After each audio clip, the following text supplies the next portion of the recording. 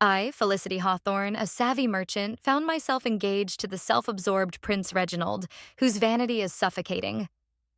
To escape his incessant bragging, I hired 3 charming servants, which sparks Reginald's jealousy and prompts him to don a servant's outfit in a desperate attempt to win me back.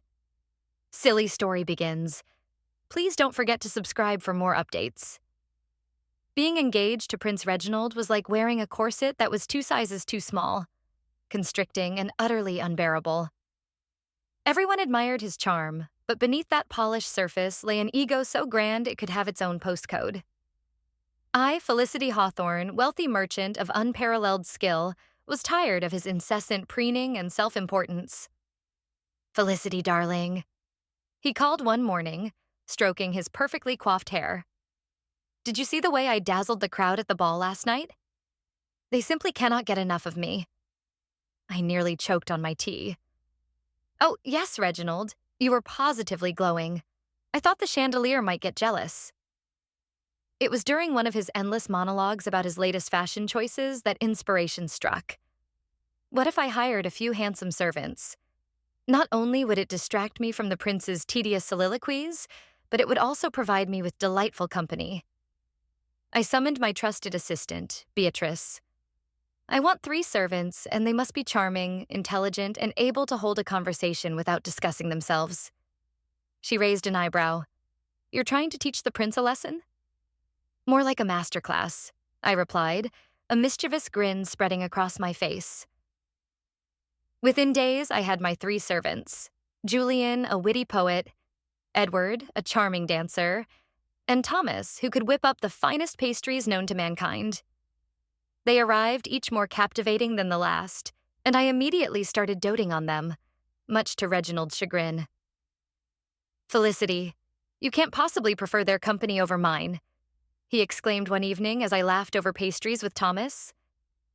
"Oh, Reginald, darling," I said, feigning innocence. "It's just a matter of taste." The servants quickly became a staple in our lives. They brought a fresh energy that made our home vibrant and filled with laughter.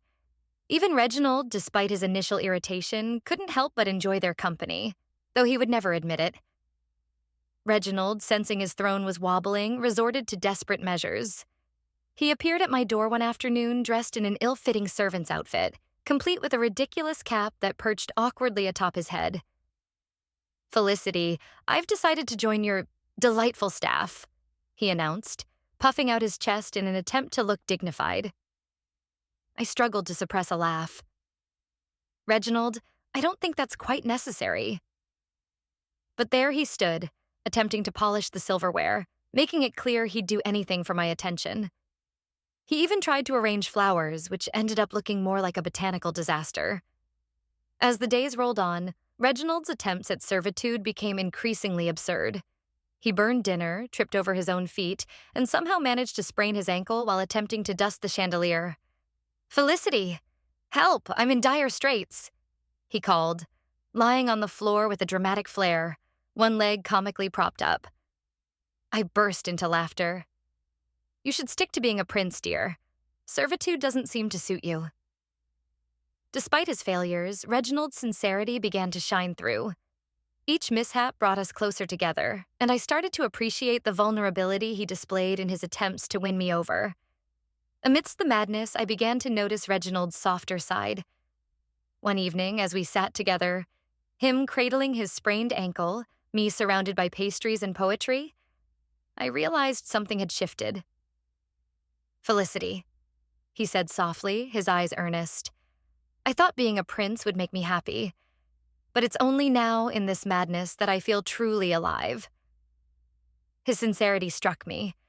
Perhaps beneath the layers of vanity was a man yearning for something more than mere adoration. I found myself increasingly drawn to him, despite my initial reluctance. In an unexpected twist, Reginald surprised me one evening with a proposal. "Felicity, I may not be the perfect prince, but I would like to be your husband, if you can stand my antics." I considered his offer, surrounded by my delightful servants, their laughter echoing around us. "Reginald, if you can promise to tone down the melodrama, I might just accept." With a nod, he took my hands, his expression earnest. Let's make a new beginning. I will find my purpose beyond the crown. Determined to prove himself, Reginald sought counsel from my merchant friends, immersing himself in the world of trade and commerce. Surprisingly, he thrived. His charm, once directed solely at himself, began to draw people into our ventures.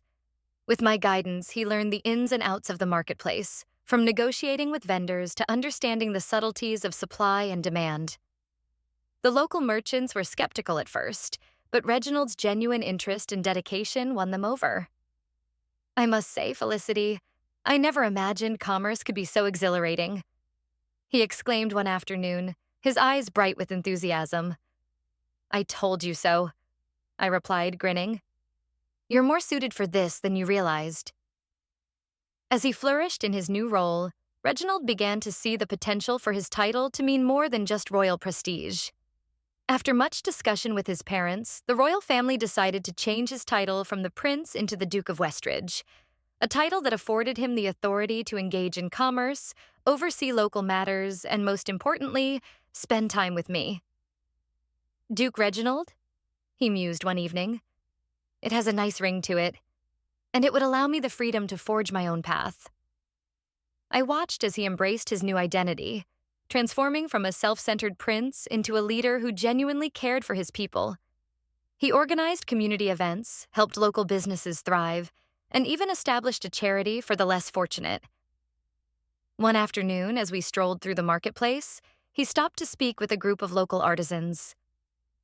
Your work is extraordinary, he complimented, his enthusiasm infectious. The artisans beamed with pride, clearly taken with their new duke.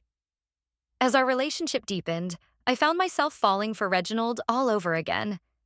This time, for the man he had become. Our evenings were filled with lively discussions about our plans for Westridge, and we often entertained guests at our home, the laughter and warmth creating an atmosphere of genuine community. Felicity, he said one night as we prepared for an upcoming charity ball, I owe so much of my happiness to you. You saw potential in me that I didn't see in myself. I smiled, feeling a warmth spread through me. And you showed me that even a prince can learn to care for others. Our wedding was a grand affair that celebrated not just our love, but his evolution.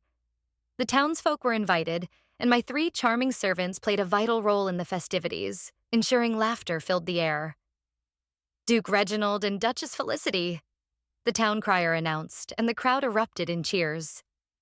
It felt surreal, standing beside a man who had once been so self-absorbed, but had now become a source of inspiration for others. As we exchanged vows, I realized that this moment was a culmination of not just our love story, but of Reginald's journey to self-discovery.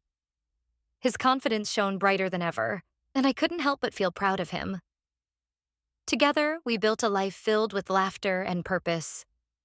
Reginald often teased me about my initial plans for hiring servants, but now he understood the importance of surrounding oneself with good people.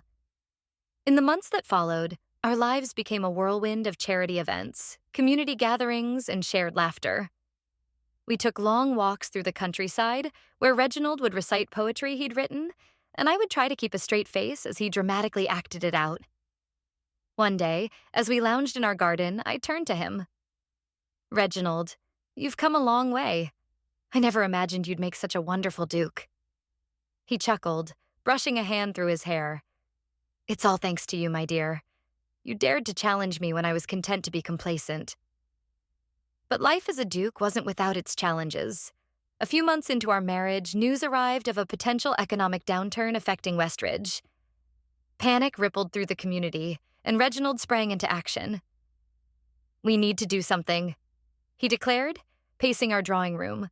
I cannot let my people suffer. Together, we brainstormed ways to bolster the local economy. I suggested organizing a fair to promote local goods, and Reginald immediately embraced the idea. We can showcase the artisans, the bakers, and the farmers. This will not only lift spirits, but also stimulate commerce. Over the next few weeks, we poured our hearts into planning the fair. Reginald's enthusiasm was infectious, and soon the entire town was buzzing with excitement. My servants lent their talents, creating decorations and coordinating the event. The day of the fair arrived, bright and sunny, with townsfolk bustling about. Reginald stood tall, welcoming everyone with a warmth that made my heart swell. "Welcome, friends. Today we celebrate our community and the spirit of Westridge," he called, his voice ringing with authority. The fair was a resounding success. Local artisans displayed their The fair was a resounding success. Local artisans displayed their crafts, bakers offered samples, and musicians played lively tunes that had everyone dancing. Reginald worked the crowd, shaking hands and engaging with every vendor, showcasing his newfound passion for his role.